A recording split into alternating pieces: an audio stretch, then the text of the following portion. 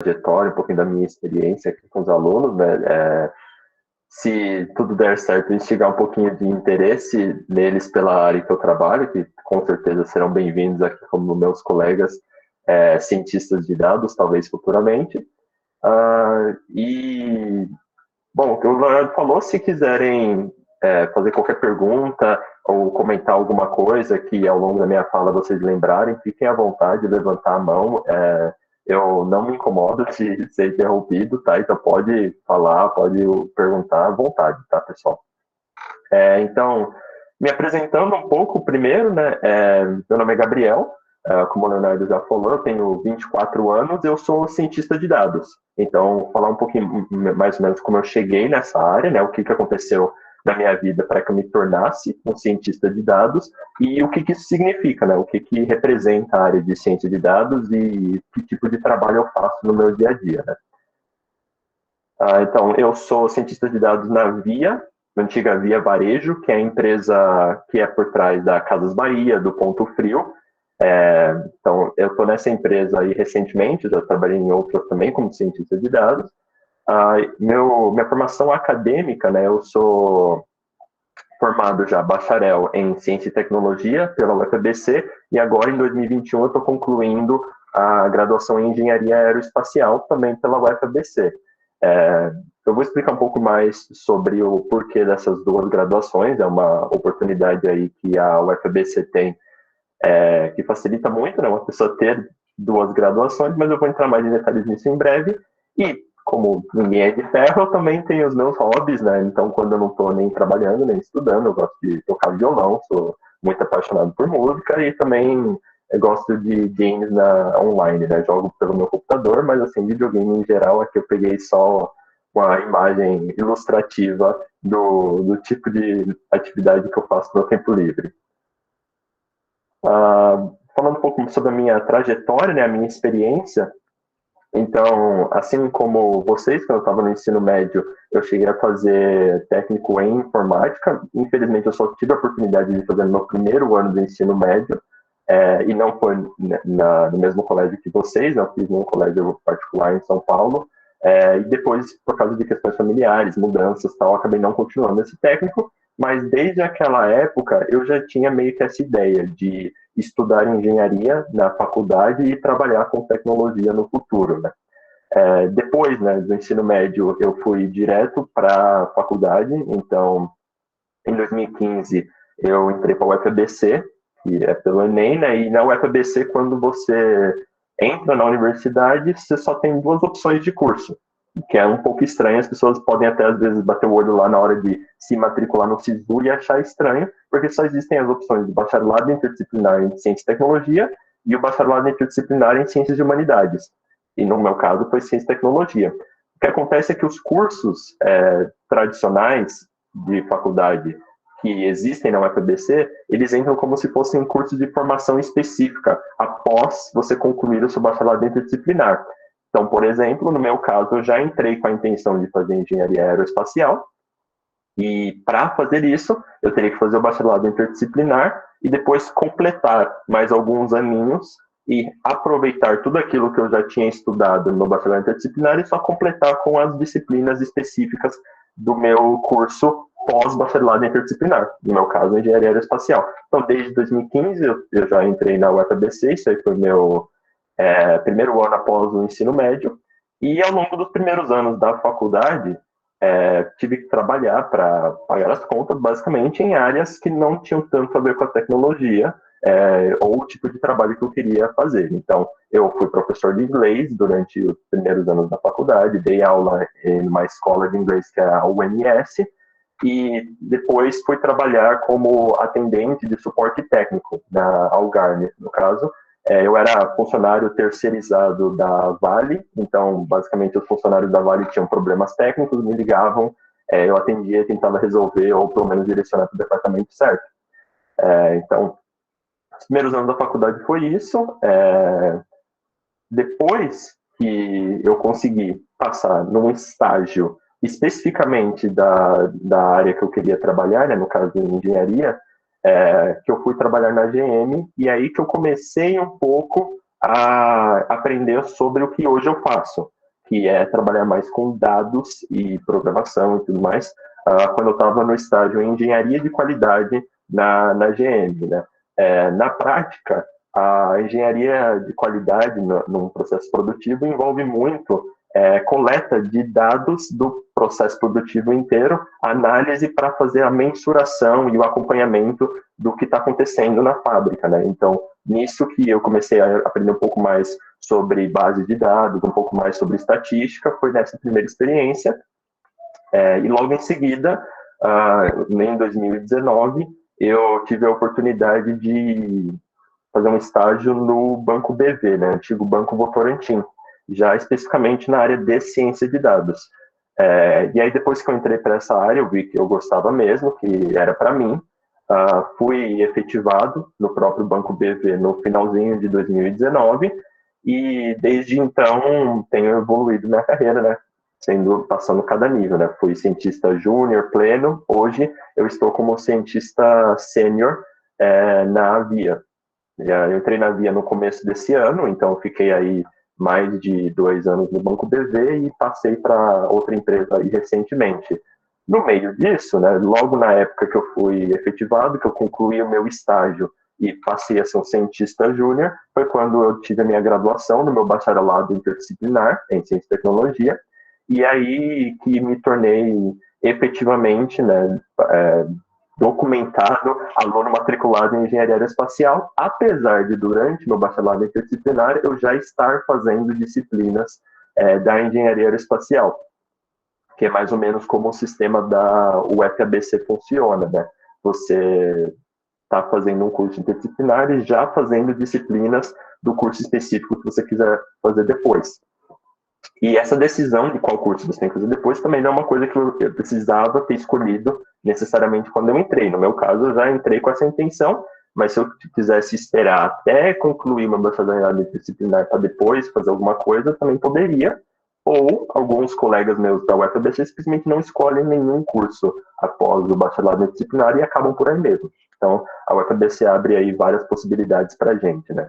Dá também bastante autonomia e liberdade para a gente fazer nossas escolhas.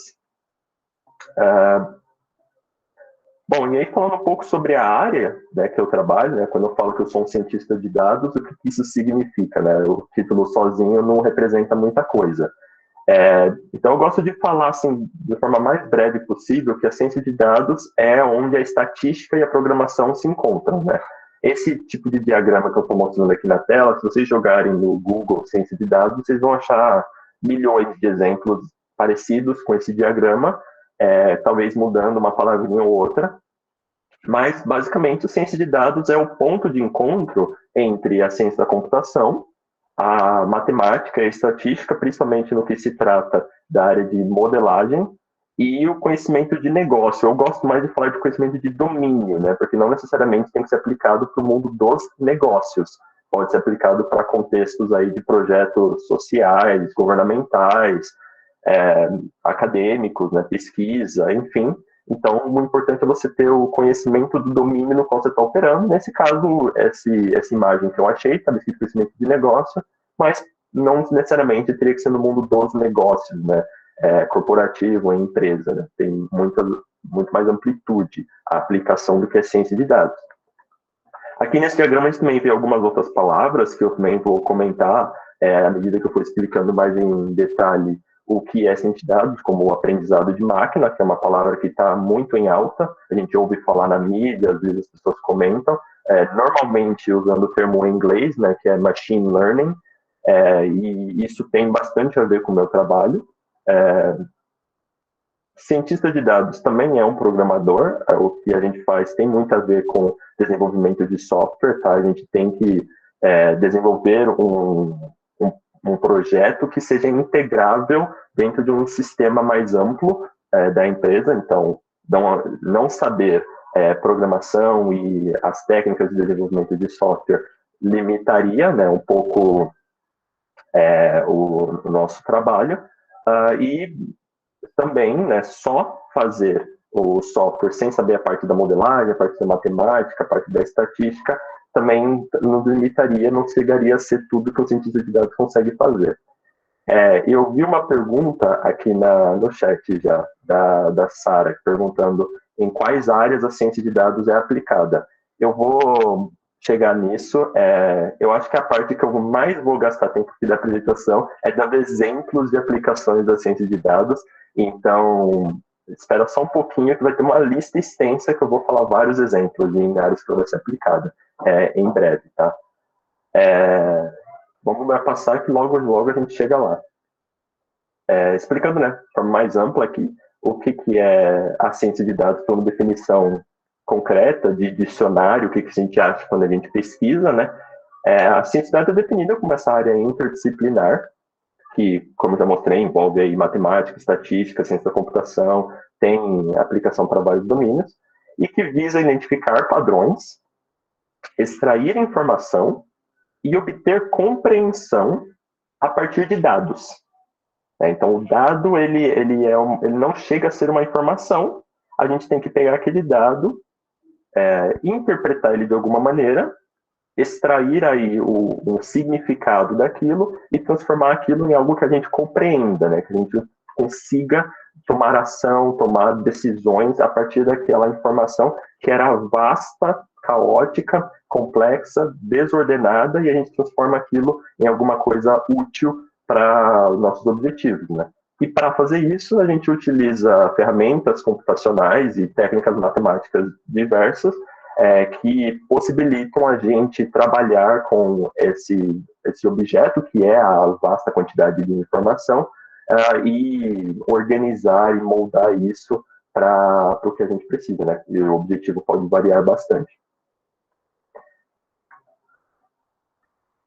Falando um pouco sobre como que a gente faz isso, né? Quais habilidades são necessárias para uma pessoa se tornar um cientista de dados, eu separei aqui da mesma maneira que eu tinha separado naquele diagrama que eu mostrei mais cedo, e nas áreas da computação, da matemática e do conhecimento do domínio, tá?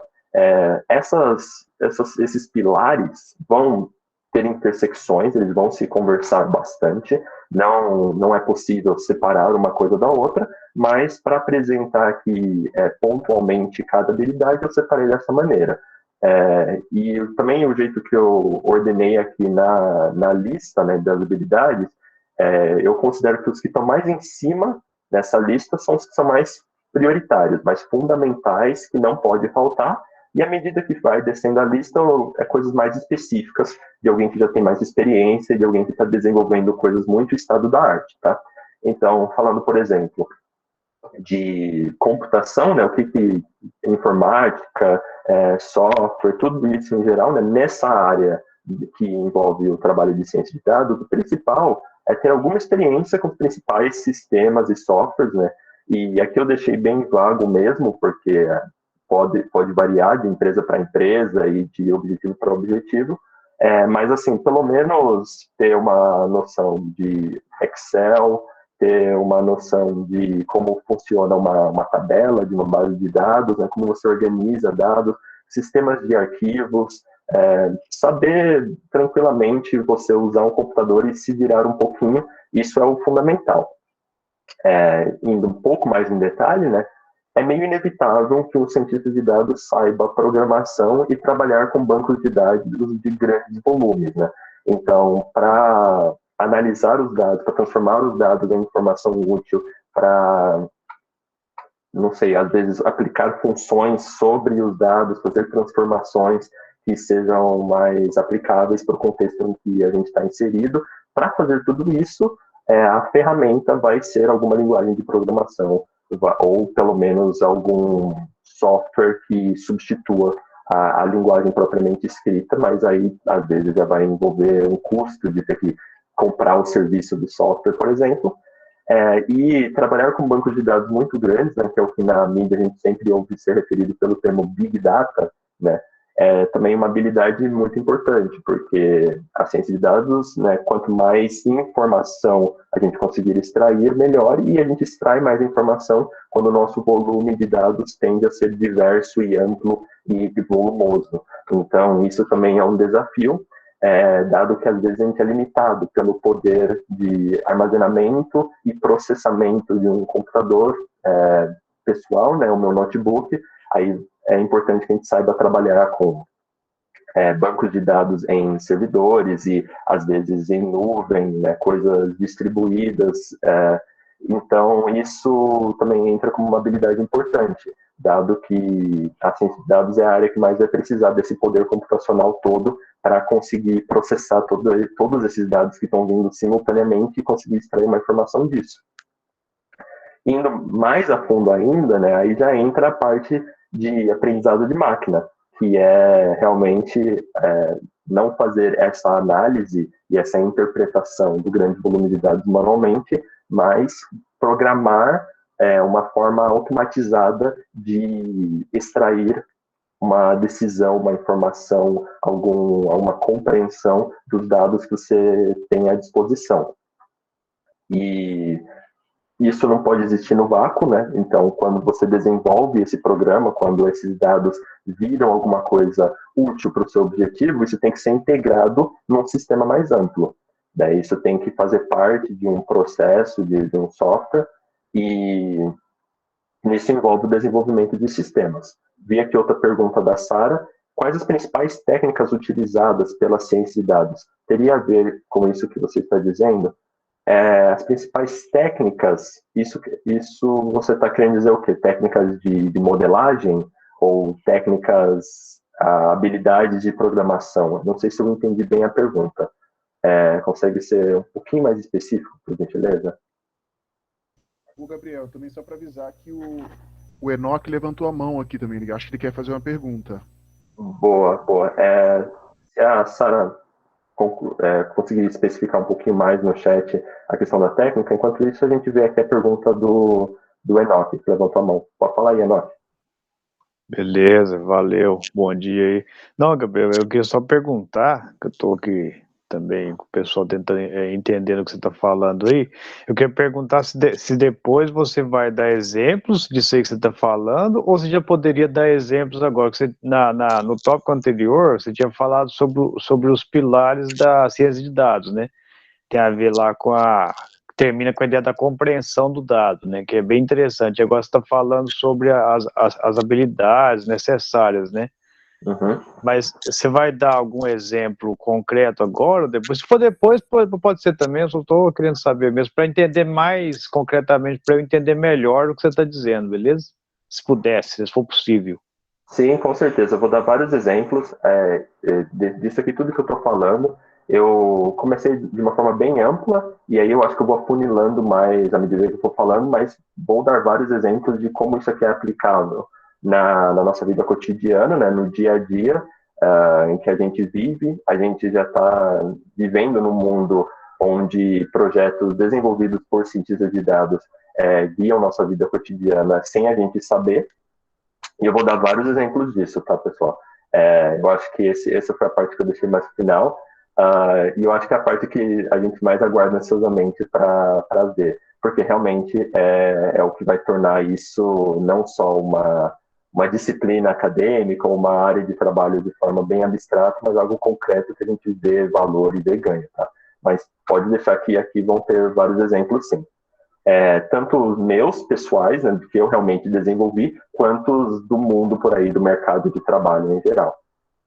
A Sara falou de modelagem e habilidade para ficar mais amplo o entendimento. Então, Sara, quando a gente fala das técnicas por ciência de dados, a gente está falando muito sobre estatística, tá? Principalmente, assim, na parte de modelagem.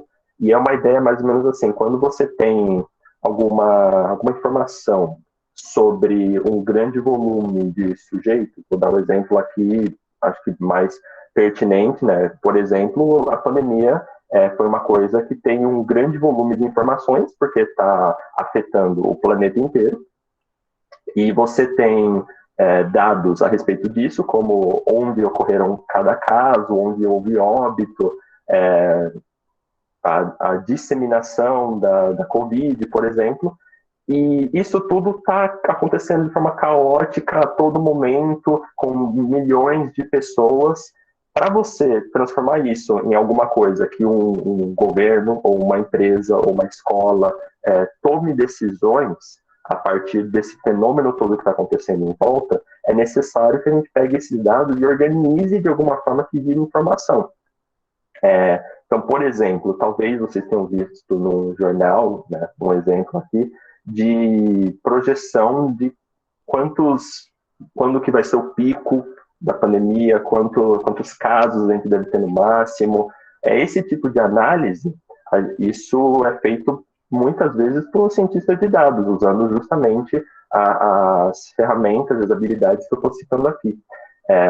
E aí a gente pode fazer essa estimativa, essa predição, ou essa modelagem, a palavra que você preferir, porque na prática, no dia a dia do cientista de dados acabam sendo sinônimos, estimativa, predição, modelagem, usando diversas técnicas matemáticas, né, diversas funções estatísticas que permitem a gente, com auxílio de um computador, de uma linguagem de programação, normalmente Python, né, caso tenha curiosidade, fazer esse cálculo, esse processamento, e aí já integrar isso num sistema que recalcula isso a todo momento de forma automática e fornece os dados já compactados, já condensado, às vezes em forma de gráfico, às vezes em forma só de um valor que é de imediato que a pessoa precisa saber. E então esse aí é um exemplo só, sabe, de como ciência de dados pode ser aplicável para a nossa vida. Aí, claro, eu posso entrar mais em detalhes sobre quais ferramentas e softwares eu uso no dia a dia, né, e outros cientistas usam no dia a dia, quais técnicas matemáticas entram no dia a dia, mas aí eu acho que já entra numa profundidade do assunto que a gente pode acabar se estendendo bastante, porque tem bastante coisa. Quando a gente passa dessa ponta do iceberg, é um campo bastante vasto, né?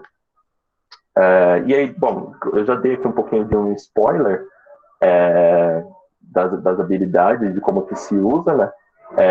E aí tem essa outra pergunta aqui, da Osana. Quais linguagens de programação, além de Python, que você mais usa?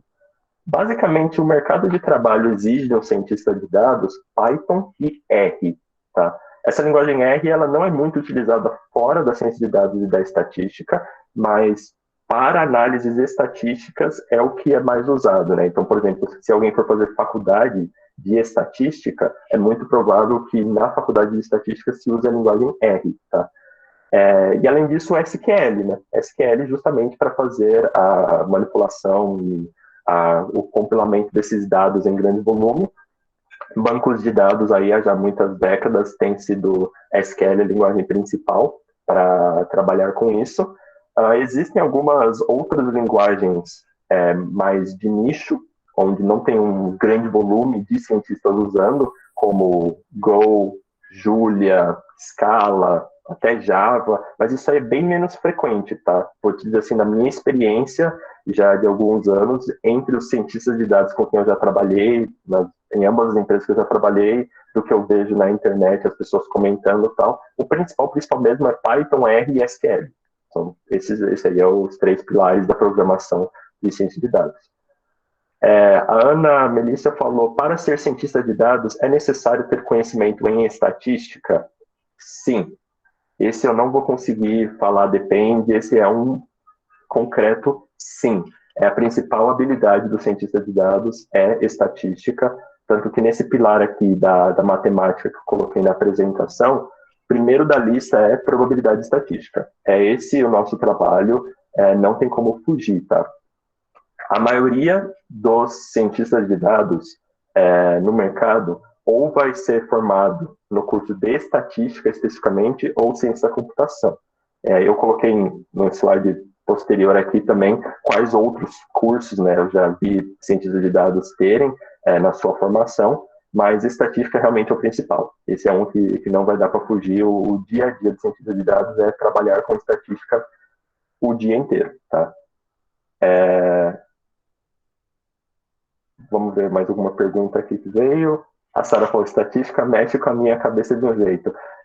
Realmente, estatística, algumas pode ser um pouquinho desafiador para as pessoas. Eu vou admitir que, para mim, quando eu estava no ensino médio, quando eu era adolescente, as áreas da matemática que envolvem estatística e análise combinatória sempre foram um desafio para mim também, tá? Eu sempre fui bom em matemática e exatas, física, etc., mas essa parte especificamente, quando eu era mais novo, me apresentava um desafio muito grande.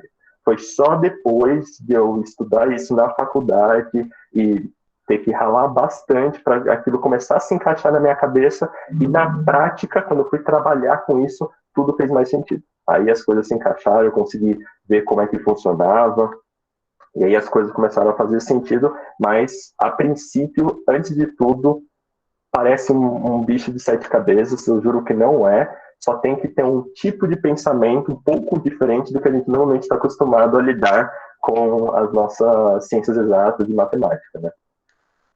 A Ana Melissa perguntou: é necessário ter nível universitário para ser cientista de dados? Olha, Ana, normalmente sim, tá? A maioria das pessoas que entram para o mercado de trabalho da ciência de dados entra ou fazendo um estágio, né, numa empresa, e aí normalmente vai ser contratado o estagiário que estiver na universidade, ou apresentando muito experiência com projetos próprios que aprenderam de forma autodidata a trabalhar com aquilo, e se conseguirem comprovar essa experiência e essa habilidade, pode ser que mesmo não tendo uma graduação universitária sejam contratados, mas na minha experiência, em geral, as empresas, principalmente as grandes empresas, têm preferência por cientistas que têm alguma formação acadêmica, até por causa do tipo de habilidade que a gente precisa demonstrar no dia a dia para trabalhar. O que se trata principalmente da estatística, da matemática e tal, são determinados conceitos que a gente aprende mesmo na faculdade, pelo menos assim, nos primeiros anos da faculdade, tá? Eu acho que eu mesmo, que trabalho com ciência de dados, se eu tivesse essa vontade e eu tivesse tentado aprender sozinho pela internet todas as habilidades que são necessárias para eu me tornar um cientista de dados, teria sido um desafio muito maior para mim. É possível, não é uma coisa assim que não exista, existe realmente gente que entra no mercado de ciência de dados sem ter o nível universitário, mas eu acho que se apresenta um desafio muito maior, uma jornada muito mais longa a ser trilhada. A Melissa perguntou como é o mercado dessa área, é bem concorrido? Onde eu posso trabalhar, etc. Não é tão concorrido nesse momento, porque tem muito mais demanda do que oferta. Então, é uma área que tem crescido muito nas empresas, as pessoas, todas as empresas que você conseguir imaginar, querem ter mais cientistas de dados dentro da sua empresa, e não existem cientistas de dados bastante no mercado nesse momento. Então, essa é uma grande oportunidade, inclusive, para quem está querendo se inserir no mercado de trabalho, que o que mais tem é oportunidade, mais opção, assim, né? Então, eu hoje estou na Via, por exemplo, e fiz essa transição no começo desse ano. Quando eu estava pensando em fazer essa transição, eu tinha muitas oportunidades, muitas opções de empresas no qual eu poderia ter ido trabalhar, porque todas querem ter um cientista de dados. Então, nesse momento, não está tão concorrido, porque a demanda está muito, muito, muito grande. É um mercado que está muito em ascensão. E onde pode trabalhar? Olha, eu sou enviesado para opinar, mas eu vou ter que dizer que em todas as empresas, tudo. Empresas, tipo, ou no governo, ou em instituto de pesquisa, ou em ONG, projeto social, fazer pesquisa na universidade, até a escola de vocês com certeza se beneficiaria de ter um cientista de dados trabalhando, porque o cientista de dados, o que ele faz é auxiliar na tomada de decisão a partir de um grande volume de dados. Todos os contextos imagináveis têm dados sendo gerados. Todos os contextos imagináveis precisam de pessoas que auxiliam os administradores daquela organização a interpretarem aqueles dados e tomarem decisões, e um cientista de dados é o melhor profissional para conseguir fazer esse processo fluir. A Sara perguntou, não sei se é uma boa pergunta, mas em questão de salário, um cientista de dados recebe bem? Em geral, sim, tá, Sara? É um profissional bem valorizado pelo mercado, em comparação, inclusive, com outras áreas da programação e desenvolvimento de software, as áreas de tecnologia. um cientista de dados, em comparação com essas outras profissões, sim, recebe relativamente bem. Tá? Então, isso tá aí mais um motivador, né? Além do amor pela estatística e pela programação, isso também é um grande incentivo para muitas pessoas irem estudar e aprender um pouco mais sobre a área para se inserirem nesse mercado. Eu acho que depois essa acho que foi a última pergunta por enquanto. E aí falando um pouco mais sobre as habilidades, né? Além da parte de programação e estatística, que normalmente se apresentam como os maiores desafios, né? Porque são habilidades realmente muito técnicas, a gente também acaba esquecendo um pouco, ou deixando de lado muitas vezes, a parte do conhecimento do domínio, né? De como que aquilo vai se inserir num processo mais amplo. Então, se a gente ignora isso, dificilmente um projeto desenvolvido por cientistas de dados vai ser valorizado ou vai ter aplicação. E aí isso tem a ver um pouco com a pergunta que foi feita sobre em quais contextos, né, um cientista de dados pode trabalhar. Isso eu respondi todo porque o cientista de dados vai se inserir dentro de um processo, dentro de um contexto, de uma empresa, de uma instituição, de uma organização, e ele vai ter que adaptar o desenvolvimento dos seus projetos conforme o contexto. Vai ter que saber comunicar com as pessoas que já têm experiência naquela área, que já estão inseridos ali, que estão cuidando dos processos operacionais, e vai precisar ter uma intuição de como aquilo funciona para, em seguida, botar a mão na massa realmente dos dados que são coletados nesse contexto e extrair informações. Muitas vezes, um cientista de dados vai extrair informações a partir dos dados que não está batendo com a expectativa ou a intuição das pessoas que estão inseridas lá. E quando isso acontece, é importante que o cientista tenha a capacidade de interpretar o que aquilo representa. Bom, eu fiz uma análise, eu fiz um programa, tem aqui uma descrição estatística do fenômeno, mas isso não está batendo com a realidade. O que aconteceu? Então é muito importante a gente ter essa visão também de como aquilo se aplica, né? E indo cada vez mais fundo, se a gente for falar aqui de pesquisa acadêmica propriamente dito, isso tem muito a ver com a ciência como metodologia mesmo, né? Como prática de extrair a verdade a partir de dados coletados de um experimento, né? Acontece que no mercado de trabalho os experimentos não são exatamente experimentos em um laboratório, é a vida real acontecendo à nossa volta e dados sendo coletados a partir dela. E por isso, né, não dá para ignorar essa parte do nome, ciência de dados, que é ciência, é uma ciência, precisa ter o rigor científico, precisa ter a compreensão conceitual e qualitativa do que você está fazendo, e não só dados no vácuo, digamos assim, né, independentes e descontextualizados. Então, isso também envolve um pouco o nosso trabalho, além de, claro, né, ter habilidades aí de planejamento, de inovação, de perceber oportunidades de melhoria do processo e conseguir falar com pessoas de outras áreas e dialogar com vários setores do projeto que você está inserido na sua organização para fazer isso acontecer na prática. Então, aqui entrando mais no detalhe, né, do que a gente já tinha falado sobre a formação universitária, vou dar alguns exemplos, né, de cursos que uma pessoa faz que pode acabar introduzindo ela no mercado de ciência de dados. Essa lista não é extensiva, tá? Se eu não botei alguma coisa nessa lista e você um dia ouvir falar de um cientista de dados que é formado em alguma outra coisa e virou cientista de dados, não é uma grande surpresa. Na verdade, o que importa mesmo para trabalhar com cientista de dados é as habilidades que você tem, tá? Realmente você ter o conhecimento necessário para desempenhar esse trabalho. Mas aí, normalmente, esses conhecimentos são oferecidos a pessoas que vão e estudam, por exemplo, estatística, matemática, ciência da computação, as engenharias, as ciências exatas, que eu botei física, química, também botei neurociência, mas qualquer curso de exatas que seja ciências exatas assim, vai com certeza abrir a porta para aprender mais sobre ciência de dados. Eu, por exemplo, quando entrei no mercado de ciência de dados, eu tinha a minha formação em ciência e tecnologia, por exemplo. Tá?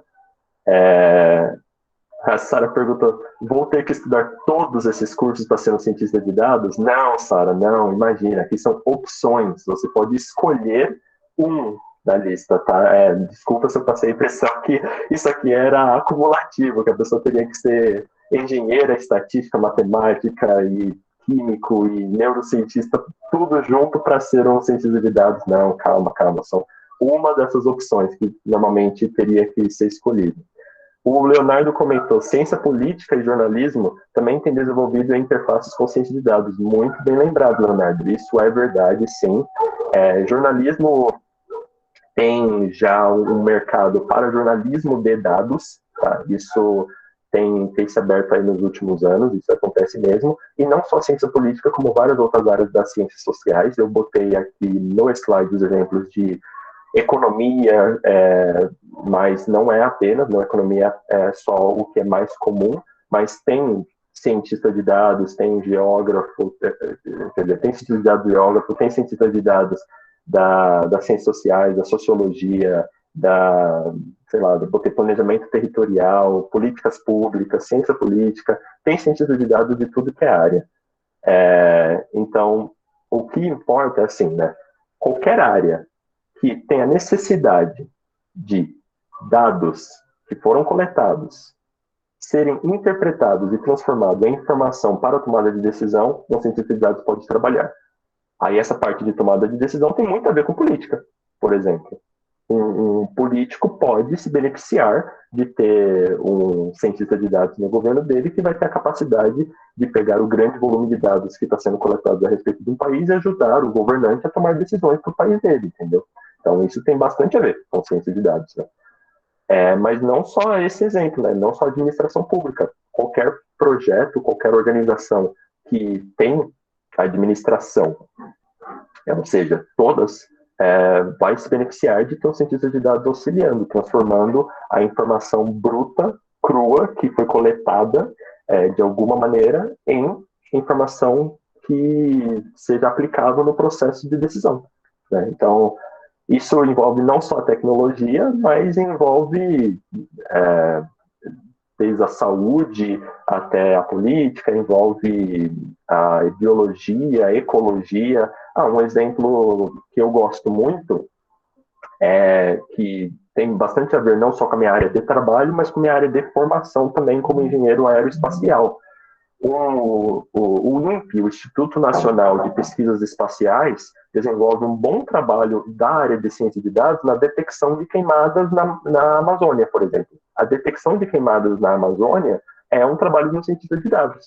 Dados são coletados através de imagens de satélite e esses dados são interpretados, um programa é desenvolvido para processar essa informação e poder orientar as pessoas, a queimada está acontecendo aqui.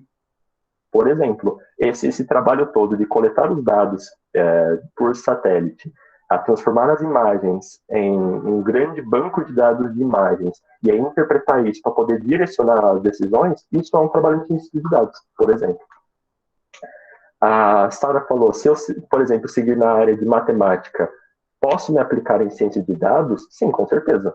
Com certeza. Eu tenho vários colegas formados em matemática que trabalham comigo e são cientistas de dados. Esse é um dos mais comuns cursos assim, para se inserir no mercado de ciência de dados. Qual que é a diferença entre ciência de dados e sistemas de informação? Ambas lidam com dados, não é? Sim, ambas lidam com dados. Porém, sistemas da informação vai se tratar da infraestrutura necessária para armazenar e distribuir esses dados entre as diferentes interfaces sistêmicas que são utilizadas pelos usuários, enquanto ciência de dados vai realmente analisar e entender os dados que o pessoal dos sistemas de informação forneceram para eles, né? Então, o pessoal de sistemas de informação não vai precisar tanto ter um conhecimento tão aprofundado de estatística, ou de análise de dados, ou de de como transformar dados brutos em informação útil para a tomada de decisão. Eles só vão precisar saber da parte técnica de como esses dados podem ser armazenados da forma correta, processados da forma correta, distribuídos entre diferentes interfaces do sistema. E aí, um cientista de dados vai pegar esses dados e vai destrinchar, olhar bem no detalhezinho. Um exemplo que eu gosto de fazer, assim, comparando às vezes, é falar que em vez de dados, vamos falar de água, por exemplo. Imagina que os dados fossem água. O pessoal dos sistemas de informação seria os engenheiros que iam construir a infraestrutura de distribuição da água entre todas as casas de uma cidade. Enquanto os cientistas de dados seriam como se fosse um cientista no laboratório que ia pegar amostras dessa água e tentar analisar para ver qual que é o pH, qual que é o nível de contaminação dessa água, ela é potável, ela é adequada para ser bebida, essa água aqui ela está poluída. Então, você vê que são duas áreas que trabalham juntas, uma depende da outra, mas fazem coisas diferentes, tá?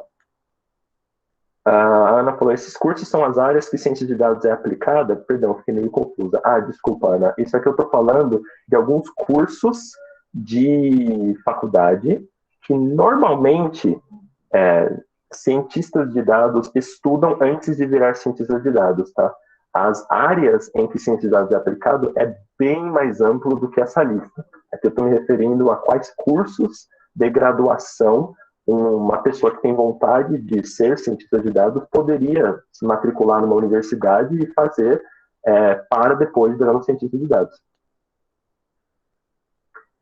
A Anthony perguntou, como cientista de dados é uma área abrangente, eu posso seguir nela e depois me aplicar em uma área diferente como especialista ambiental? Sim, com certeza, com certeza. E vice-versa.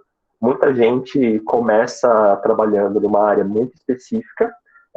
Vou usar esse exemplo de especialista ambiental, a pessoa às vezes tem uma carreira de 10, 15, 20 anos como especialista ambiental e à medida que vai desenvolvendo a sua profissão, vai encontrando desafios que podem ser solucionados usando as ferramentas e as técnicas da ciência de dados. Ou a pessoa pode começar como um cientista de dados em outra área e aí vai se interessando cada vez mais por uma área de aplicação específica e vai afunilando, e aí depois entra naquele nicho específico. Tanto um quanto o outro, tá? É possível. Acho que por enquanto as perguntas não estão chegando.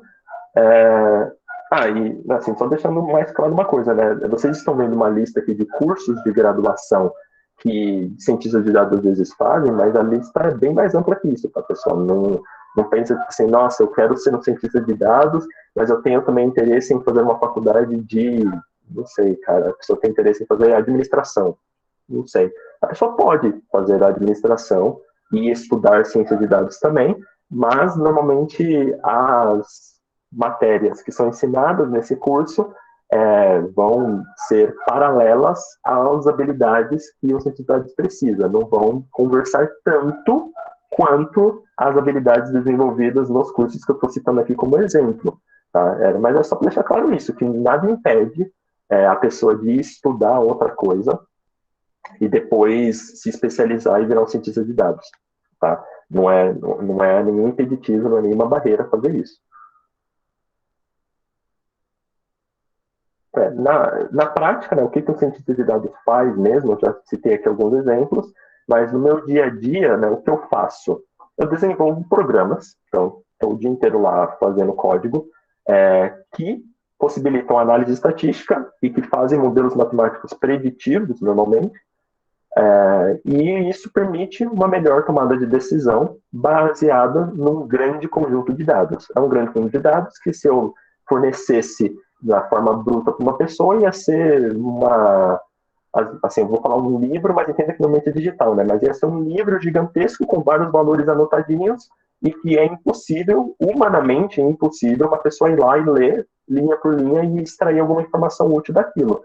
Então, o que a gente vai fazer é pegar esse grande volume e usar as técnicas estatísticas, matemáticas, para transformar aquilo em alguma coisa útil e integrar isso num programa mais amplo. A Ana falou, como pergunta, mas você vai falar sobre as áreas aplicadas nos próximos slides? Sim, é o próximo slide. Exatamente, Ana. Obrigado. Já deu a deixa para eu passar para o grande clímax da apresentação, né? Onde que existe ciência de dados na nossa vida? No cotidiano, a gente vai ver muito isso na internet, que foi o que fez crescer mesmo a área de ciência de dados, mas não apenas. Primeiro, assim, de cara, os serviços online que a gente usa, Netflix, YouTube, as redes sociais, os sites de compra, aplicativos de celular, tudo, tá cheio de ciência de dados, né, em todos esses serviços. Cheio, cheio. Cara, deve ter, assim, deve ser as empresas que mais estão no estado da arte da ciência de dados enquanto área, são as empresas de tecnologia, de desenvolvimento de aplicativo, de redes sociais, de website, tudo isso é muita ciência de dados envolvida. Tá? Eles são, assim, o que nós, cientistas de dados, que não estamos nessa área, usamos como referência para ver o que fazer, o que dá certo, qual exemplo seguir. Então, exemplos de produtos que vocês já usam e que é feito por um cientista de dados isso. Sistemas de recomendação. Se vocês estão lá no YouTube, estão no Netflix, estão fazendo uma compra online, aparece lá uma sugestão, talvez você se interesse por... Como é que o site sabe pelo qual que você vai se interessar? Como é que ele sabe que esse vídeo é legal para você, esse filme é legal? Então, é um cientista de dados que pegou os dados de todos os usuários daquele serviço e comparou. As pessoas que normalmente gostam de filmes desse gênero também gostam desse outro filme aqui. Então eu vou botar esse outro filme aqui como sugestão para as pessoas que estão vendo um filme desse gênero, por exemplo, entendeu?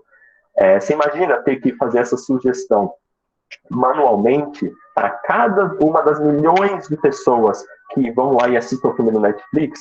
Seria impossível fazer isso manualmente. Então, a gente automatiza isso, o cientista de dados vai lá, escreve um programa que vê qual que é a probabilidade da pessoa gostar desse filme ou desse outro filme, e aí indica o que tem a maior probabilidade dela gostar. Eu estou interessado nesse aqui. E normalmente ele acerta, né?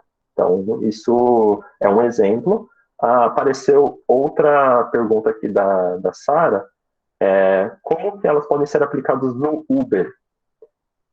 Então, Sara, o Uber, o serviço que o Uber presta em si é puramente ciência de dados. Puramente. O que o Uber faz? O Uber é uma plataforma que você entra e ele vai te juntar, você passageiro, com o motorista. Primeiro, saber qual motorista vale a pena apresentar aquela demanda do passageiro é um trabalho de ciência de dados.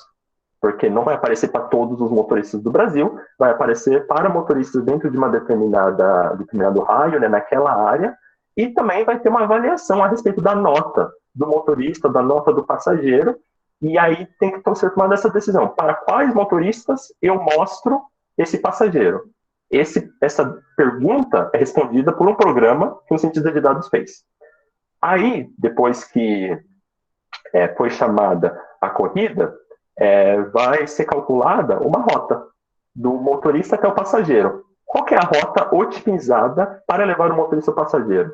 Qual dessas ruas aqui tem a menor probabilidade de ter atrasos ou que gera maior eficiência, né? Tem a otimização do caminho entre o motorista e o passageiro.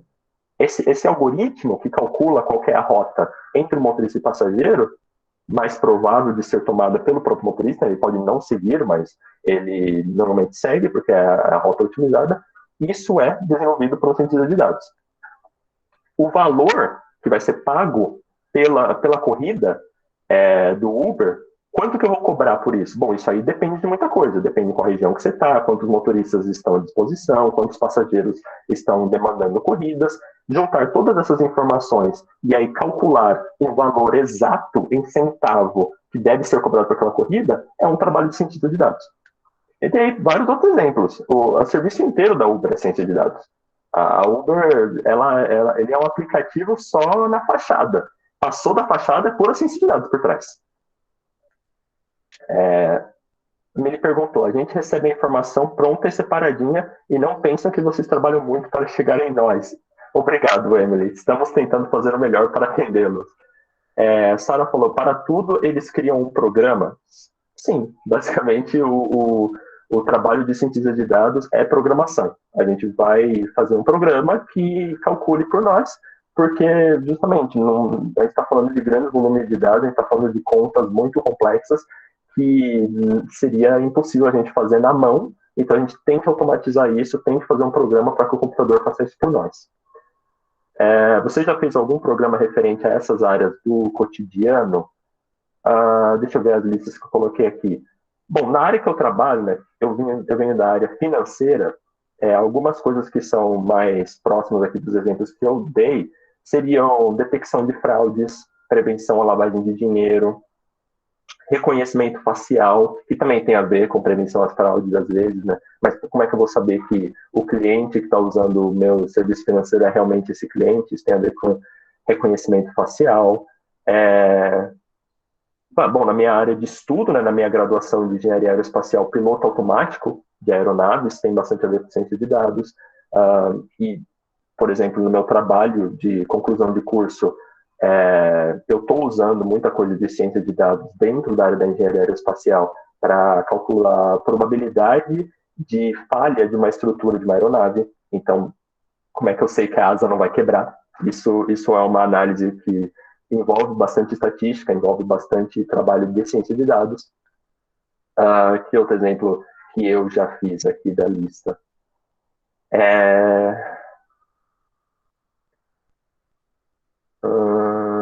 Venda em campanha de marketing, esse aí, já fiz vários.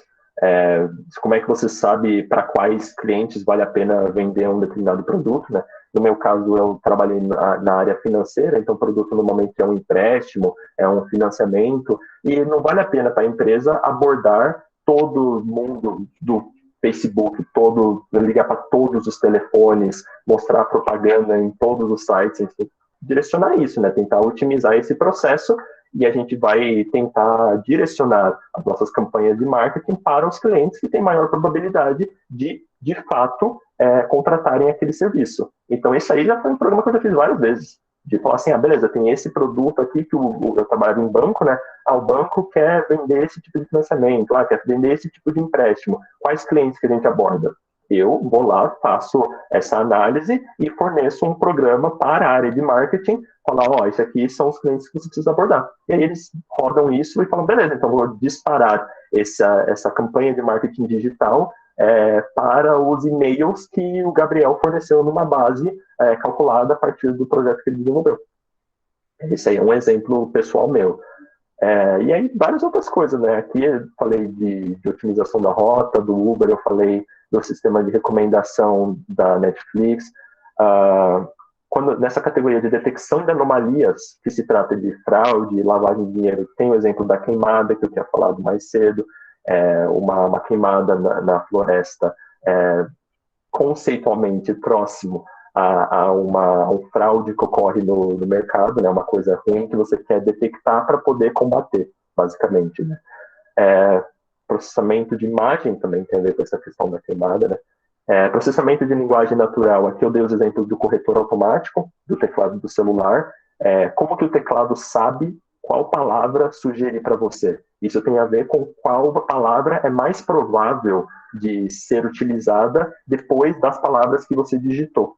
E aí esse cálculo de probabilidade de cada palavra para sugerir, isso é um trabalho de ciência de dados. Ele faz análise estatística de todos os textos que já foram digitados e submetidos naquele sistema, e aí ele compila a probabilidade de cada palavra ser inserida em cada contexto, por exemplo.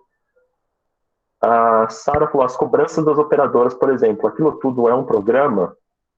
Sim, basicamente, né? As operadoras sabem quem cobrar e para quem ligar e tudo mais, sim, porque um cientista de dados desenvolveu um programa que dizia, essa pessoa é para quem vale mais a pena abordar por telefone. Vou ligar aqui para esse telefone porque essa pessoa é quem tem maior probabilidade de contratar o serviço ou de pagar a conta dela, enfim. Isso é bem próximo da área que eu trabalho, e eu não especificamente fiz esse tipo de análise de cobrança, por exemplo, mas colegas imediatamente ao lado meu, na mesma área de trabalho, fizeram. Então, eu acompanhei por osmose, digamos assim. A Nathalie falou, basicamente, tudo tem ciência de dados. Realmente, Nathalie, basicamente tudo. Leonardo levantou a mão, pode falar. Oi, Gabriel. Eu queria fazer duas perguntas, espero não sair muito desse momento da apresentação, né? Primeiro, eu queria te perguntar em relação às discussões sobre os procedimentos de extração dos dados, né? Uhum, A gente estava conversando esses dias, eu acho que era sobre farmácias, né? uhum, E todo mundo já deve ter passado por aquela situação que você vai na farmácia, você vai comprar um remédio, aí o cara fala assim, o remédio custa R$ 50. E aí ele fala, mas se você me der o seu CPF, seu RG, o remédio o preço cai para R$ 15. Aí você falou, nossa, o milagre da identificação, né? E, tipo, aí, só que não fica explícito, porque o balconista não fala para você assim, não, a gente vai pegar o seu CPF, o seu RG e vai fazer o que com isso, né? Então acho que tem muita discussão, eu queria saber até como é que vocês, que são mais profissionais do mercado, como é que vocês abordam essa questão do conhecimento que os usuários têm, da maneira como os dados podem ou não ser extraídos sem o nosso conhecimento, né? Acho que essa é uma questão que está bastante debatida hoje em dia e tal, né? E uma outra questão que eu queria fazer, um pouco diferente disso que eu falei agora. Eu estava lembrando de um exemplo, acho que era até uma pesquisa da geografia que analisava os padrões que acho que era o Sebrae, não era o Sebrae, era alguma instituição de crédito, inclusive, usava para classificar pessoas para receberem empréstimo, né? uhum, E aí, por exemplo, estava analisando o seguinte, pessoas que viviam em determinadas regiões periféricas, né, eram taxadas como, como nessa região aqui, vamos supor, São Miguel Paulista, né? Jardim Pantanal, São Miguel Paulista. Aqui tem uma probabilidade maior de que as pessoas não paguem as prestações das Casas Bahia, por exemplo, sei lá, né, porque supostamente o modelo estabeleceu que houve muitas inadimplências, muitas faltas de pagamento. Aí a pessoa que mora no Jardim Pantanal, que mora em São Miguel, vai lá pedir um crediário na Casas Bahia e ela recebe ou uma negativa, né, você não vai receber, ou você vai receber um crédito menor, porque a região de onde você está dando seu endereço é considerada arriscada, porque muitas pessoas já não pagaram, né? Então, não sei se você está entendendo o que eu estou falando, mas tem essas questões também, né? De como que a modelagem é feita de uma forma que pode prejudicar e até excluir as pessoas. uhum. Enfim, são essas duas questões.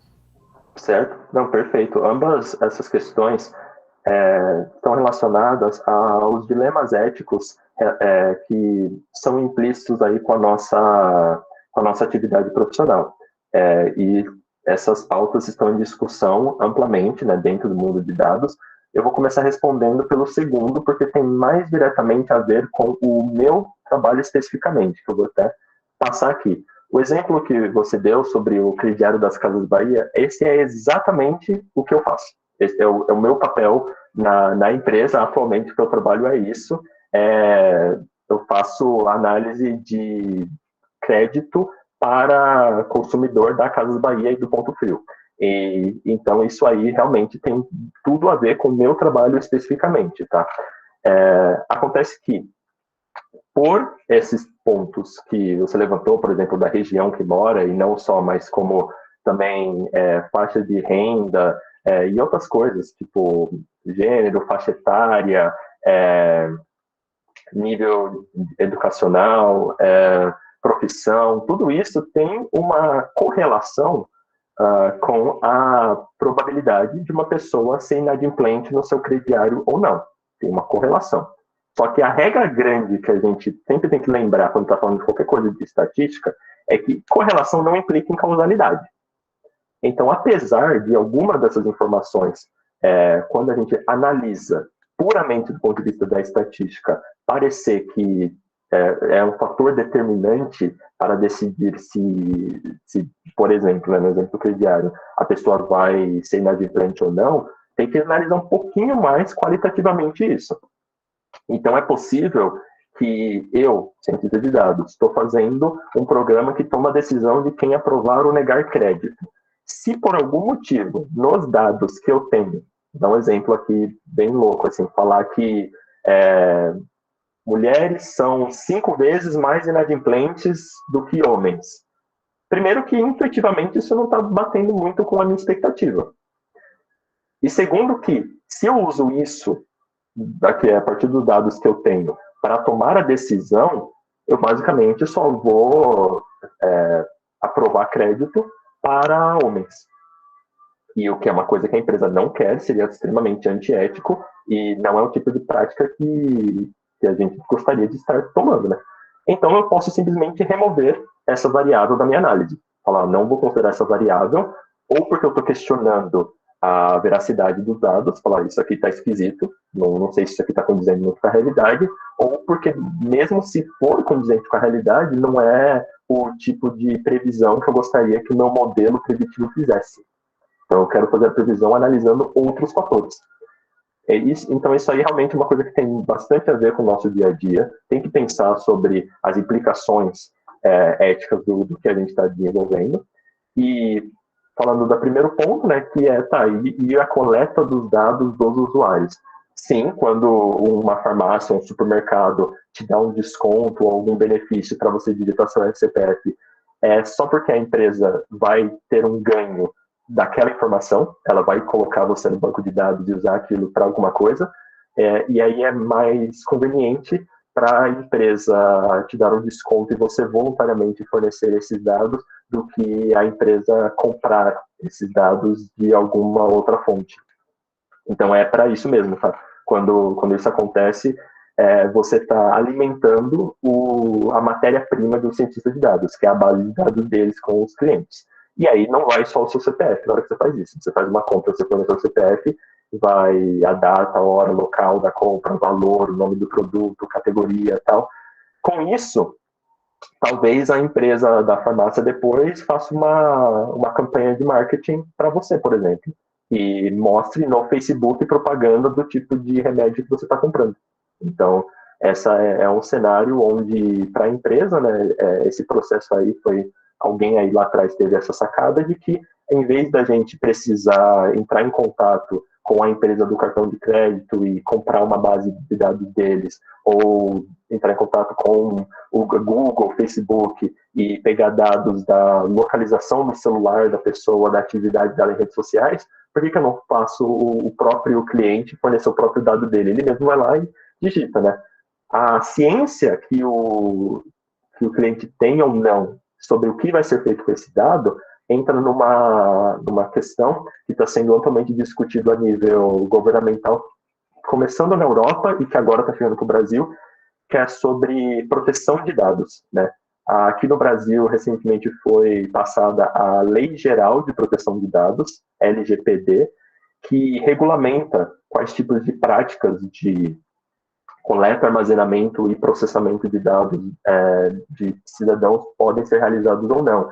Então, existem já determinadas práticas de mercado relacionadas a dados que são proibidas na Europa, que ainda não são proibidas nos Estados Unidos, no Brasil, por exemplo, e as empresas têm que se atentar a isso para cada país em que forem inserir o seu processo. Então, uma empresa multinacional tem determinada prática em um país, ela pode ser, às vezes, impedida de se inserir em outro país devido a alguma regulamentação. Na maioria das vezes, essas regulamentações são boas, são feitas para proteger os seus usuários, feitas para proteger seus cidadãos. Se não tivessem essas regulamentações, com certeza haveriam empresas contratando cientistas de dados e usando aquela informação de maneira inadequada, antiética, explorando aquele recurso, né, aquela ferramenta, de uma maneira bem complicada. Já aproveito para fazer a indicação aí de um filme que está na Netflix e muita gente assistiu, né, bombou um tempo atrás, e que basicamente discute todos esses dilemas éticos relacionados ao trabalho de ciência de dados, que é o filme O Dilema das Redes. Esse filme vai tratar de várias questões aí sociais e éticas relacionadas ao tipo de trabalho que a gente faz. É uma ferramenta, né, ciência de dados, é uma ferramenta, é uma ciência muito potente e que pode ser usado para o bem ou para o mal. Né? A gente pode usar isso para facilitar e melhorar a vida das pessoas, a gente pode usar isso para fins duvidosos e inadequados. Né? A Nana perguntou, então as empresas conseguem comprar nossos dados? Sim, as empresas conseguem comprar os seus dados. Esse é um tipo de transação entre empresas que é feita frequentemente. Existem até empresas específicas no mercado que o produto dela é dados. É uma empresa que ela existe de comercializar dados das pessoas, tá? E assim, o jargão específico que é usado dentro do mundo de ciência de dados é bureau. Essas empresas chamam bureaus. Um exemplo muito grande é o próprio Serasa. O Serasa tem uma base de dados muito grande e que ela vende para empresas parceiras usarem aqueles dados nos seus modelos e nas suas previsões. A Sara perguntou, e se eu for sequestrada? Eu não entendi a pergunta, Sara. Tomara que você nunca seja sequestrada, claro, mas eu não sei se eu peguei o que o sequestro implicaria no modelo de ciência de dados. Eu consegue especificar um pouco melhor para ver se eu consigo linkar os dois assuntos?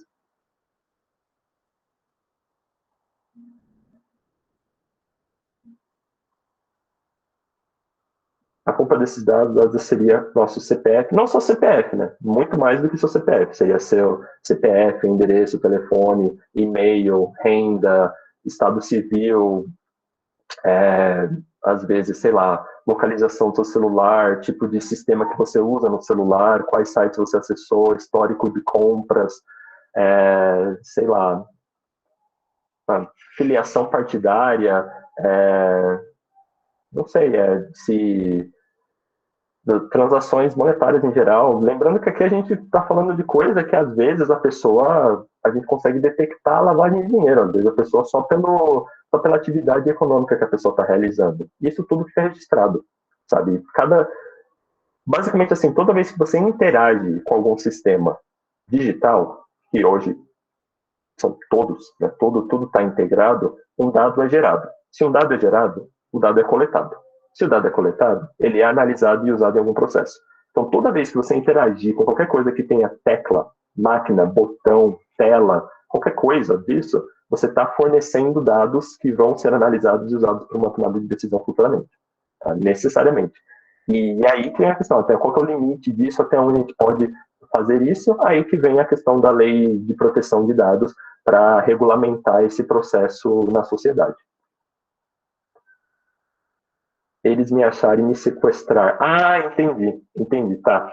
Não, calma, esses dados não são públicos, esses dados não são abertos para qualquer pessoa acessar em qualquer lugar. Existe um processo rigoroso de governança e segurança dos dados. Então, o acesso para essa informação é muito limitada. O correto, inclusive, é depois que essa informação ser coletada, ela ser anonimizada, tá? Para a gente não conseguir linkar as suas informações a você, pessoa. E, assim, basicamente, né, é igual você, por exemplo, você tem uma conta no banco. Se você tem uma conta no banco, você tem que ter uma confiança naquela instituição que ela vai poder ter seu dinheiro e que ela não vai te roubar, que ela não vai te dar golpe, que a empresa vai sumir com seu dinheiro. A mesma coisa com esses dados. As empresas que estão usando os seus dados dependem da sua confiança nelas para administrar corretamente isso. Claro que nem todas administram corretamente, nem todas são seguras, e a lei está aí para regulamentar isso, mas também existe uma questão, além da lei de mercado, onde empresas onde ocorre muito vazamento de dados, onde, tipo, às vezes quando a gente ouve falar disso, a base de tal banco, a base de tal instituição é vazada na internet e milhões de usuários têm suas informações reveladas. As empresas que passam por isso, esses tipos de ataque hacker, por exemplo, elas perdem reputação de mercado, elas perdem clientes, as pessoas começam a ficar preocupadas e sair daquela instituição, e aí, consequentemente, a empresa fecha. Então, todas as empresas, além de serem regulamentadas pela própria lei, se preocupam com isso porque é no seu interesse próprio manter aquilo sigiloso e protegido e seguro. Leonardo, pode falar? Gabriel, só uma dúvida muito rápida. E essa parte de segurança das bases de dados tem bastante a ver com sistemas da informação, né? Como você falou, ou Sim, não? sim. Tudo a ver, sim, com certeza. Segurança da informação é uma área que vai ter muito a ver com ciência de dados, e do qual eu, como cientista de dados, dependo muito, e normalmente quem vai trabalhar com segurança da informação é o pessoal que estudou sistemas de informação, que estudou análise e desenvolvimento de sistemas, que estudou ciência da computação, enfim. Então, essa parte da infraestrutura de segurança dos dados tem bem mais a ver com sistemas de informação, enquanto ciência de dados tem mais a ver com a parte da estatística, análise e processamento desses dados. Enoque, pode falar? Então, eu queria fazer uma pergunta aqui delicada, que é o seguinte, não sei se você já soube de algum caso, já presenciou alguma coisa, por exemplo, nessa análise de dados, seja empresarial, qualquer coisa, por exemplo, se em alguma base de dados para fazer análise, havia algum componente, por exemplo, racial envolvido na hora de você fazer toda a computação para decidir alguma coisa. Você sabe de alguma coisa, se houve, porque isso é uma polêmica muito grande, né? Essa questão racial envolvida, né? Sim. Eu consigo dar 2 exemplos, tá? Não meus, particularmente, nas bases que eu trabalhei, nas instituições que eu trabalhei, isso não era um dado disponível para ser analisado, mas eu tenho 2 exemplos aí do mundo real. Um é apresentado no filme que eu sugeri para a turma, né, que está no Netflix, O Dilema das Redes, que é sobre sistemas de reconhecimento facial. Basicamente, os sistemas de reconhecimento facial usados aí para desbloquear celular e para redes sociais também identificarem onde tem uma pessoa na foto, não estavam conseguindo reconhecer imagens de rostos de pessoas negras, né? Então, basicamente, isso aí é um dilema muito grande, porque vem na questão, então o cara que desenvolveu esse sistema, ele é racista? Ele não quer que as pessoas negras tenham seus rostos identificados? Não é isso. Não é, às vezes. Muitas vezes não é, né? Não tem como ter certeza se o cara é ou não. Mas, a maioria das vezes não é isso. A questão é que todos os programas que a gente desenvolve e as decisões que são tomadas são baseadas nos dados que a gente tem à disposição. Se, na hora de montar a base de dados, tinha um volume reduzido de fotos de pessoas negras, por exemplo, se não tinha essa representatividade negra dentro da base de dados, o sistema que é desenvolvido vai tendenciar mais para pessoas brancas, por exemplo. E aí o trabalho de um bom cientista de dados teria que avaliar isso. Falar, bom, se eu estou com minha base e na população real pessoas negras representam 20% da população, mas nessa base só tem 1% de pessoas negras, então eu tenho que equilibrar isso de alguma forma. E aí, às vezes, aí vão ter diferentes técnicas mesmo, assim, coisa de prática mesmo, assim, de como tratar isso, e a gente vai tentar ter uma representação estatística melhor para poder trabalhar aquilo de forma que represente a realidade, né? Os nossos dados são sempre uma amostra, toda amostra tem a sua margem de erro. Outro exemplo, ainda mais perigoso, relacionado a essa questão de raça, que é aqui do Brasil, basicamente eu ouvi falar, assim, eu não sei em detalhes, tá? Depois podem pesquisar um pouco melhor, mas eu ouvi dizer que, se eu não me engano, foi no estado da Bahia, que a polícia militar estava utilizando sistema de reconhecimento facial também, para tentar encontrar criminosos, né, que fossem vistos em câmeras de lojas e, enfim, né, câmeras de vigilância que existem por aí. E, basicamente, né, tipo, quando a câmera batesse o olho no rosto de alguém, processasse e reconhecesse aquilo como um criminoso que está procurado pela justiça, ia disparar um alerta lá no sistema da polícia, tal pessoa foi detectada em tal lugar. Evidentemente, tanto a base quanto o sistema que foi desenvolvido, basicamente só tinham criminosos negros, né? Então, tipo, mesmo se existissem, né, criminosos brancos sendo vistos em câmera, eles não eram tão detectados quanto os negros, e aí a taxa de prisões para pessoas negras disparou depois desse teste que eles fizeram, e aí tiveram que cortar o sistema e pararam de usar. Então, essa outra questão racial que mexe bastante, sim, a gente tem várias questões aí que precisam ser analisadas, normalmente relacionadas ao processamento de imagem, né? O reconhecimento facial tende a ser onde isso mais tem implicações. Em dados estruturados, que não sejam de imagem, que foi em base de dados e tal, normalmente não tem lá uma variável mostrando assim, né, a Gabriel Fernando, etnia, raça, enfim, isso normalmente não está disponibilizado. Mas pode ser que esteja, e se tiver, os cientistas que estão trabalhando naquela organização têm que ter os procedimentos adequados, tanto para os objetivos da empresa, quanto para a ética, né, de como aquilo vai ser desenvolvido, como também para atender às demandas das leis de proteção de dados. O Leonardo falou, isso tem a ver com o que tem sido chamado de racismo algorítmico. Sim, exatamente.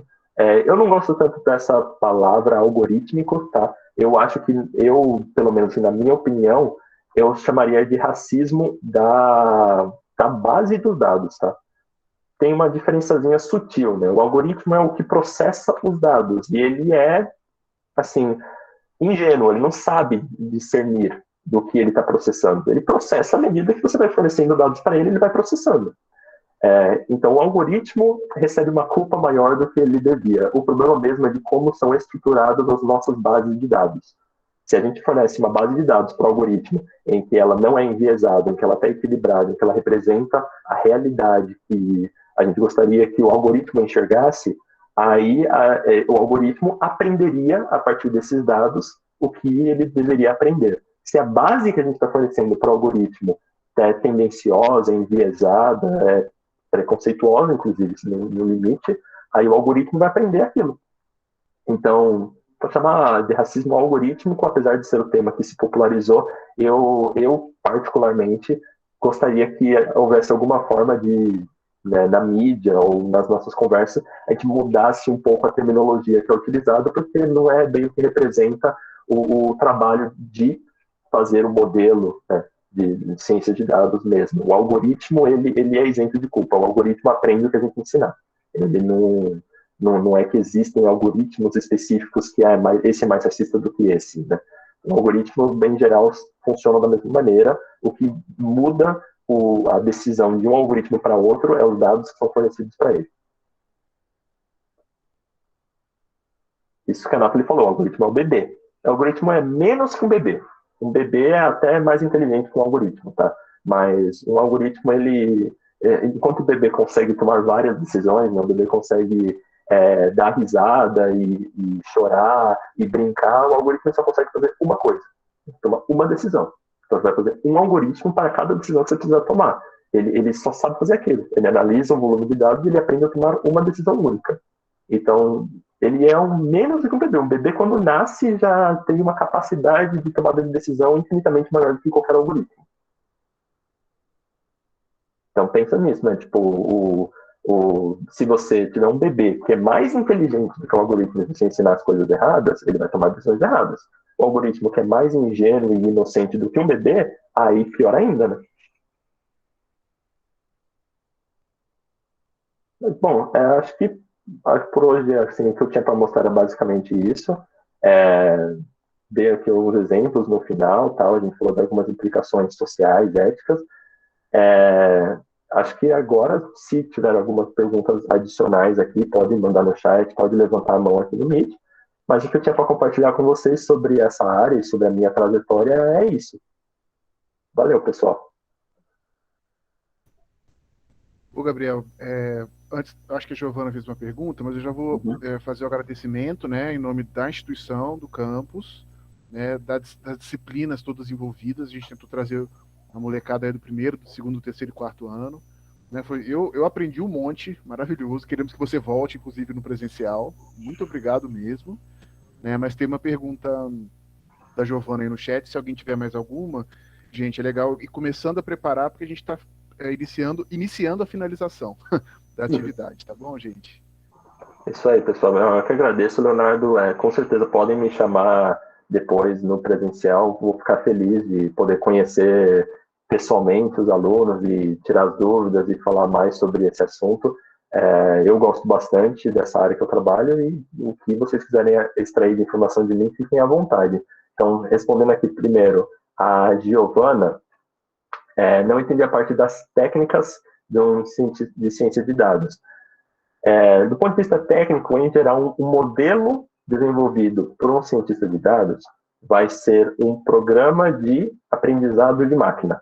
O programa de aprendizado de máquina é um algoritmo, né, ou seja, uma sequência de instruções onde vão ser lidos esses dados vão ser analisados estatisticamente, né, então vão ser transformados em números que vão ser inseridos numa função matemática. Essa função matemática, em geral, vai calcular uma probabilidade ou a estimativa de um valor, tentando ser assim bem amplo, né, para não entrar num technical case, numa linguagem muito específica do que a gente faz.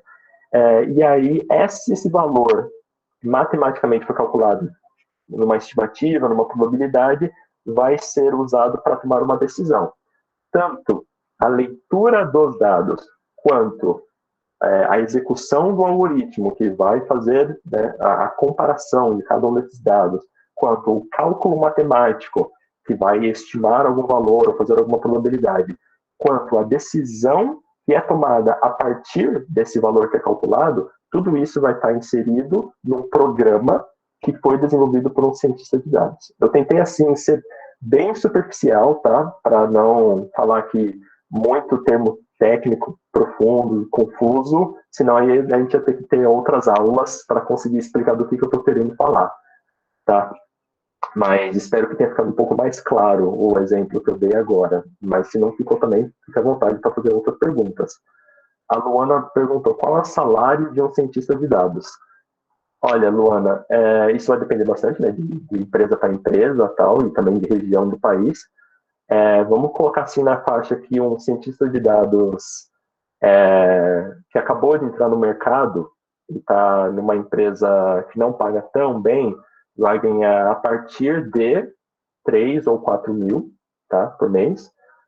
E um cientista de dados muito experiente, com 20 anos de experiência e que já está em cargos de consultoria, especialização, às vezes é um gestor, né? Aí o salário pode subir lá para a faixa de, sei lá, 15, 20 mil. Então, tá, é uma faixa muito ampla, eu sei, mas é que também tem níveis de experiência e habilidades e nichos de mercado muito diferentes que fazem variar muito esse preço, tá?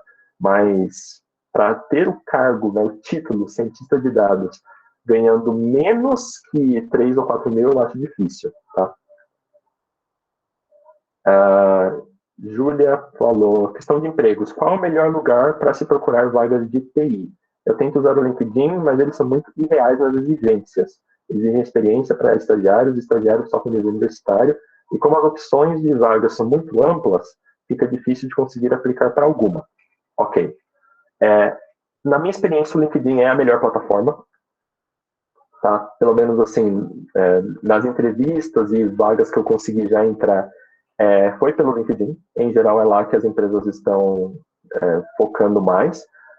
As exigências, isso não é só por causa do LinkedIn, isso é uma exigência do mercado mesmo. Se fosse outra plataforma, ou se fosse ter que imprimir currículo e deixar na secretaria de cada empresa, as exigências provavelmente seriam as mesmas. Infelizmente, a demanda do mercado de TI é muito grande, tem muitas oportunidades, mas as necessidades que um profissional tem que ter para se inserir também são bastante grandes às vezes, tá? Então, qual é a minha dica? E eu não sei se essa é uma técnica infalível para funcionar para todo mundo, mas para mim foi o que aconteceu. Não necessariamente comece a trabalhar especificamente na área ou na empresa que você quer, tá? No meu caso, eu dei aula de inglês, eu fui atendente de call center, eu trabalhei em fábrica, eu fiz outras coisas que foram me dando experiência profissional e, consequentemente, algumas habilidades úteis e aplicáveis, que depois abriram a porta para eu me inserir no mercado de ciência de dados, e não foi numa empresa de tecnologia, por exemplo, né? Foi num banco que tinha uma área de ciência de dados. Eu, quando entrei na faculdade, pensando em fazer tecnologia, pensando em fazer engenharia, nunca imaginei que eu ia trabalhar num banco.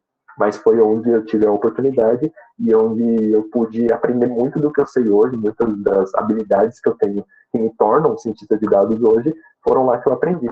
Então, eu acho que essa é a minha dica, né? Mantenha a mente aberta, tenta ampliar um pouco o seu leque de opções e trabalhe onde você acreditar que você consiga desempenhar um trabalho, adquirir experiência, aprender habilidades, mesmo que não sejam especificamente para fazer aquilo que você gostaria de fazer. Nada impede a gente de trabalhar um tempinho numa coisa que não é o ideal, aprender, e aí assim que tiver a oportunidade, sair e ir para uma coisa melhor, sabe? Então, essa pelo menos foi a forma que eu tenho tratado a minha carreira aí nos últimos anos. E, bom, me trouxe até aqui, então pelo menos para mim deu certo. Mas, né, pode ser que para cada um seja uma narrativa diferente, uma trajetória diferente ao longo da sua vida. Outra dúvida, a Ana falou, a inteligência artificial é usada como ferramenta na área que pode contribuir? Sim, Ana, essa é uma dúvida ótima. Eu tentei evitar usar termos muito técnicos aqui, mas sim, tudo que um cientista de dados faz é inteligência artificial. É o que a gente produz. Mais especificamente, né, a gente está inserido na área do aprendizado de máquina. O aprendizado de máquina é um subconjunto da inteligência artificial. Então, basicamente, é isso que um cientista de dados faz, é inteligência artificial. Um sapateiro faz sapatos, um engenheiro faz máquinas, um cientista de dados faz algoritmos de aprendizado de máquina. E aprendizado de máquina é um subconjunto da inteligência artificial. Então, sim, tem tudo a ver com inteligência artificial e ciência de dados. Derek perguntou, o cientista de dados também é muito requisitado no exterior, mais que no Brasil. É possível trabalhar do Brasil para empresas de vários lugares do mundo? Ou é muito importante que o cientista de dados tenha contato físico com o setor da empresa em que trabalha por algum motivo? Principalmente desde 2020, os trabalhos na área de tecnologia em geral, mas especialmente ciência de dados, têm cada vez mais sido remotas. Tá? Eu, por exemplo, desde o começo de 2020, não tenho a necessidade de trabalhar fisicamente na empresa. Eu trabalho remotamente de casa, já vai fazer quase 2 anos, né? 1 ano e meio, pelo menos, eu já trabalho remotamente. E sim, existem oportunidades de empresas do exterior que contratam brasileiros, que podem continuar trabalhando, morando no Brasil e trabalhando para empresas do exterior, remotamente, isso existe sim. E vice-versa, você trabalhar numa empresa brasileira e viajar para o exterior e morar em outro lugar e continuar trabalhando para a empresa brasileira. Isso é totalmente possível como cientista de dados. Anthony perguntou, é possível criar um banco de dados sobre um ecossistema? Sim, com certeza. Com certeza. A maior dificuldade não é a parte de organizar o banco de dados em si. A dificuldade é coletar os dados. Você vai precisar de muitos sensores, muitas pessoas indo a campo, coletando os dados para que esse banco de dados seja criado. Depois que os dados foram coletados, a criação do banco de dados é mamão, comparado com a coleta, tá? Então isso normalmente é o que limita a gente, né, de ter bancos de dados muito extensos sobre contextos mais complicados, é que apesar do banco de dados para ser criado ser simples, a coleta dos dados que vão ser armazenados nesse banco são às vezes bastante complexos. A Luana Ferreira falou, eu pretendo trabalhar na área de medicina, muita aplicação para ciência de dados em medicina. Como eu posso utilizar, por exemplo, um banco de dados nos dados dos meus pacientes? Por exemplo, um paciente iniciou um tratamento, vai durante 3 meses e aí terminou.